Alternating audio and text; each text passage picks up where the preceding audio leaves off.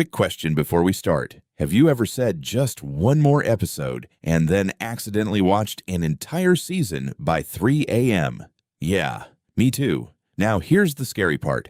That little moment, that tiny just one more, is running on the exact same wiring in your brain as some of the most serious addictions on the planet. Same circuit, different volume. So today, we're going to answer one simple question. What actually is an addiction? Not the textbook definition, not the boring poster on a school wall. The real human. Oh wow, that explains so much about me. Stick around because by the end of this, you're going to look at chocolate, your phone, and even your own habits completely differently. Let's start simple. Addiction, in plain English, is when your brain gets tricked into thinking something is way more important for your survival than it actually is.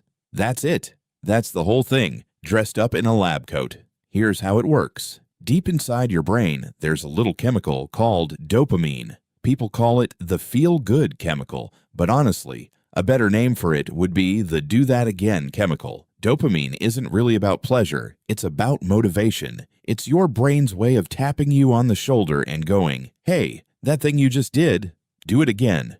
Trust me. Normally, this is a great system. It's why food tastes good, so you keep eating and don't starve. It's why hugs feel nice, so you keep bonding with people instead of living alone in a cave being weird. Dopamine is basically your brain's built-in cheerleader for things that keep you alive. But here's where it gets messy. Some things, like certain drugs, gambling, social media, sugar, and yes, even that show you binge-watched, know how to hijack this cheerleader. They press the dopamine button way harder and way faster than a hug or a sandwich ever could. So your brain, being the overly enthusiastic intern that it is, goes, wow, we need more of this. Even if this is a slot machine that's slowly draining your bank account, or a phone app that's slowly draining your soul. Let's make this really simple with an example. Imagine your brain's reward system is like a thermostat. It's trying to keep things at a nice, comfortable, normal temperature. When something gives you a huge hit of dopamine over and over, your brain says, okay, if this is normal now, I better turn down my own natural dopamine production. Otherwise, things are going to get way too intense in here. So your brain quietly turns down its own volume. Now here's the problem. The next day, when you're not doing the addictive thing, your brain's volume is still turned down. So everyday life, hanging out with friends, eating a good meal, watching a sunset, starts to feel kind of flat, boring, meh. And the only thing that seems to bring the volume back up is the very thing you got hooked on in the first place. Congratulations, you're now in a loop. A very sneaky, very well-designed loop. This is why addiction isn't really about weakness or bad decisions, even though people love to say that. It's a brain doing exactly what it's designed to do, just aimed at the wrong target like a very loyal dog fetching a grenade instead of a ball. Now, let's bust a myth real quick, because I know what you're thinking. Addiction is just about drugs and alcohol, right? Nope, not even close. You can get addicted to shopping, to exercise, to checking your phone every 4 minutes like it owes you money, to gambling, to sugar, even to the feeling of being validated online. If something gives your brain a quick, easy dopamine hit, and you keep chasing that hit even when it's messing up your life.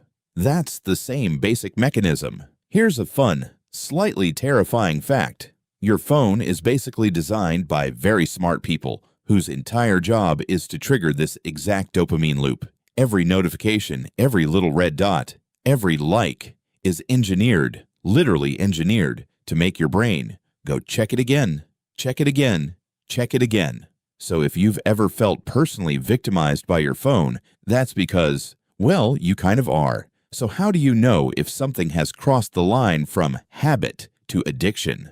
Simple test.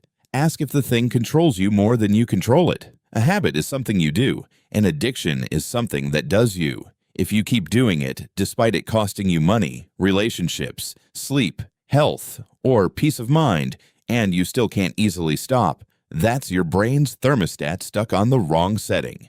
Here's the hopeful part, though, because I promised this wouldn't just be doom and gloom.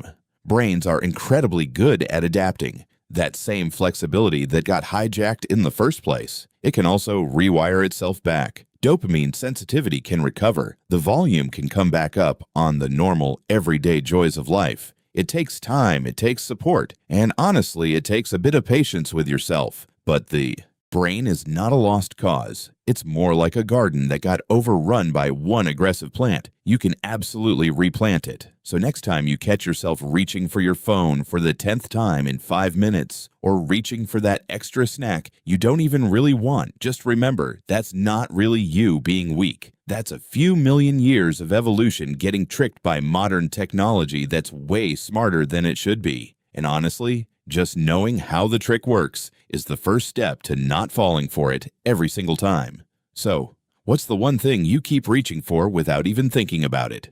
Drop it in the comments. No judgment. We've all got one.